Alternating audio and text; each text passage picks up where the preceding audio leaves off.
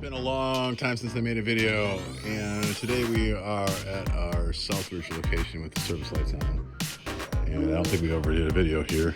And we're going to be talking about the P3 Multimorphic Pinball system and my thoughts on if it is worthy of operating or not, and how it compares to the rest of the lineup here. We got your standard Stern Fair, Cactus Canyon, and a classic piece. So let's dig into it, and it's going to be an interesting video, and I'll give you my no-nonsense takes on if this thing is should be operated or not, and we'll go from there. Well, let's get going. For starters, if you guys remember, we bought this initially as a Weird Al, and then we have converted to the Princess Bride. The conversion process was actually fairly straightforward. We got the full art package and everything. Issues that we did have were with the Playfield. There was some bowing, and they had us put washers in there, which I guess, you know. But I'm gonna get right down to it. The minute that we put this Playfield in, we've had nothing but problems. And I don't know if it's because, well, for starters, it started using different upkicker coils that weren't used in Weird Al, which is fine. But apparently some of those weren't the greatest coils, and they started blowing. And when the coil blows, it blows the board and the transistor, not just the fuse. So not that big a deal. It's kind of a pain to get to. It was kind of confusing at first as to where we figured that out, because there was just nothing was kicking out anywhere. If you go in here, another thing we've had issues with is, I'll get to it, but the Playfield was damaged in shipping, and you can see that there's some bending here, and then we've had to kind of bend that back. But when it came to diagnosing this coil problem, this menu system is not the most intuitive thing in the world, I ain't gonna lie. You gotta have the door open, the door closed, you know, stuff like that. And then, see right here, we're in this general settings. I just wanna get to a coil test, and I don't know where that is. Open the door. If you exit out of there, and then you go around through these different menus, finally get to a diagnostics thing. And then this opening and closing the door thing is just confusing. That's all I'm going to say. Let me get into this coil and flasher test. And then you would think start would work for this, but no, you got to hit one of these other buttons. There you go. So, you know, stuff like that. It's just not very intuitive. I'm not sure if this game came with a manual or not. It may have. Came with an upgrade manual. But we'll get to that. Another issue we've had is, as you can see here, the Playfield is tilted sideways, and we'll get to that issue in a minute. And the worst part about all of this is that the customer service arm of this company is horrid. You gotta log into a thing, send an email, there's no phone number to call. The response time is negligible. They generally send stuff back, you know, like, hey, did you try this? I'm like, yeah, we tried all this stuff. All this stuff could have been solved with a call real quick. Hey, we need this part, is what we need. Like, dude, I need this driver board is bad, or whatever it is. And it's just, I don't know, it's needlessly tedious, and I feel that from an operator standpoint, that the timing, the delay, I mean, this game right now has been down for about 2 weeks. It's still down. And we're waiting. It's still blowing a coil, and this track that we'll get to the track thing in a minute. And from what I've heard, that this track thing is a fairly common issue. This is not the first one. So we'll pop this thing open. I'll show you what I mean by this track issue, where that the Playfield is actually falling into the cabinet. And this is not the first one I heard of, like I said, that this has happened to. So let me pull this thing apart. I'll come back. I'll explain to you that track issue. Just on a side note, this Playfield is insanely heavy. And I think that plays into this track issue thing. I would say it's at least 2 to 2.5 times heavier than an average playfield. It is insanely heavy. So much so that you have to really be careful with it. I don't know how they expected this to go into a consumer's home, but I mean, it is flipping heavy, and it has a tendency to do weird things. Also, this ball trough here that loses the ball down the end, it's just zip tied in there, you know. It's just fine, but if you're not careful when you're grabbing this playfield, you can actually grab this and muck that all up. But we'll get to that. Like right now, we put this playfield in. One of the unused coils that was never used in Weird Al apparently was bad and never was tested properly, and has blown the board. First, it blows the fuse, and then if it blew the fuse, it blew the transistor. So, which is fine, but where the hell is it? That's the thing, you know, like. And in a typical pinball machine, you're looking for the driver board in the back or this and that. But in this game, they're located in weird places. So some of them are actually on the modules themselves. And in the case of the ball through, I'll show you that once we get this playfield out. I'll have to take the playfield out to get to it. And I'll have to take the playfield out to get to the track issue.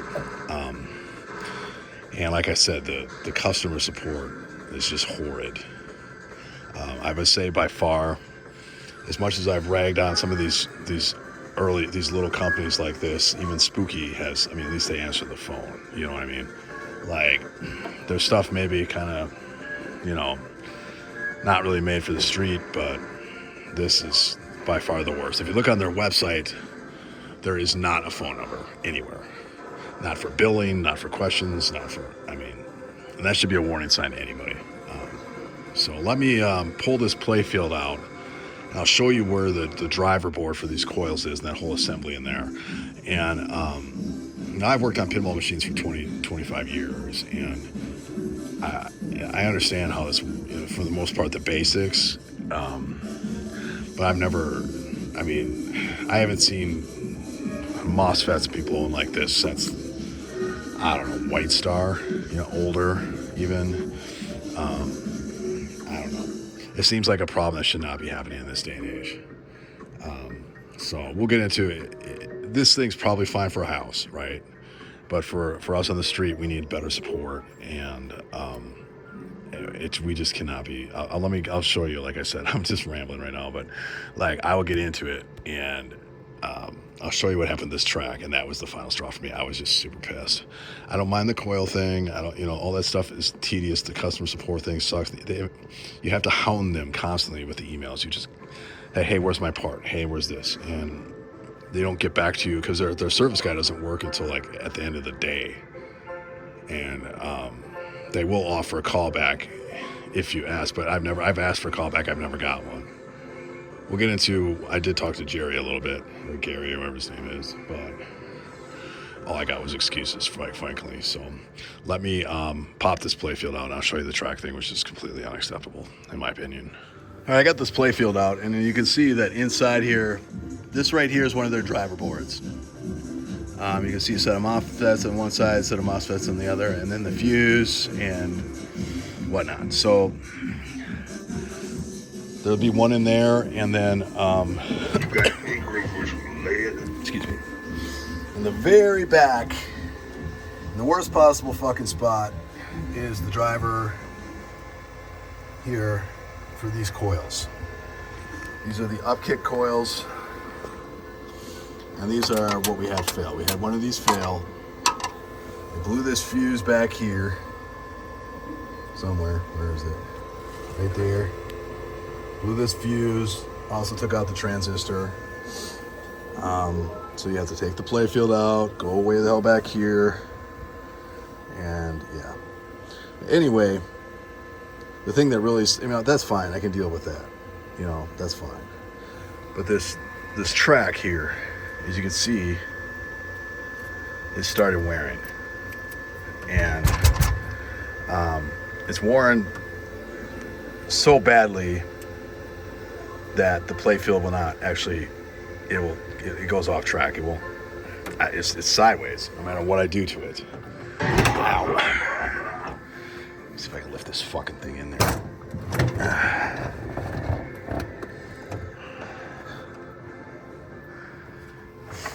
see rough. You can see that is riding sideways. I don't know if you can see that, but it's riding into the cabinet. And then for the life of me, I don't know if this unit is bent or I don't know. You look inside here, this rail here. Let's see if I can get some light in here. Let's see. That rail is supposed to sit up on there, and then on this other side, I don't know if you can see this, it's actually gone down. It's come down a bit. It's supposed to be up there. I've never in my life had issues with the Playfield that don't want to go back in the cabinet like this, and it's such an early state. It's got to be that front wheel. Let me pull this out and see if we can see that wheel. And their answer was, well, we'll send you another set of rails, which is fine. Oh no, their answer also was, let me pull this out and tell you what their answer was. All right, we got in the upper surface position. You can see that there's these bearings that this thing rides in. Now, apparently, according to Multimorphic, I was supposed to know to put a washer in here to extend it out. You can see it's barely just riding on there. And this side is pretty flush. But this other side, it's a little caca. All right. Apparently, I was supposed to know that we had to put washers in there. We never had an issue like this with any other machine, but what I'm assuming is that this one here is falling off the track. So I guess what I'll do is I'll stick a fucking washer in there, see if that helps. But the fact that I have to do this to it, I mean, we've hardly ever taken this Playfield in and out. It's not like we've constantly done it. When we had it with Weird Al, we never had a problem with these coils here, so it was fine.